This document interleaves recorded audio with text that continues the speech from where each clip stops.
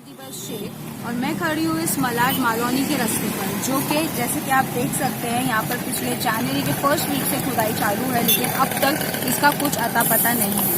अब तक इसे बनाया भी नहीं गया है और यहाँ पर लोगों को चलने फिरने में और गाड़ी चलाने में बहुत सी तकलीफें हो रही हैं। देख सकते हैं इस जगह को, यहाँ पर पूरे तरीके से पत्थरों की ढेर लगा दी गई है और इस रास्ते पर सारे व्हीकल्स को बहुत सी परेशानी हो रही है। और यहाँ पर आप देख सकते हैं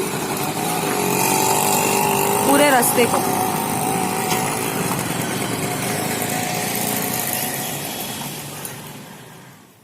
इतनी मिट्टी में भी सारी गाड़ियां इधर उधर जा रही हैं, उसकी वजह से धूल उड़ रही है और यहाँ पे काफी लोगों को बीमारियों का सामना करना पड़ता होगा या फिर कितने ही लोग इस वजह से बीमार होंगे। देख सकते हैं यहाँ पर एक केटरस की दुकान भी, और आप देख सकते हैं कितनी धूल मिट्टी है और यहाँ पर कितने ज्यादा उनको प्रॉब्लम्स फेस करना पड़ती होंगी। आइए हम उनसे पूछते हैं।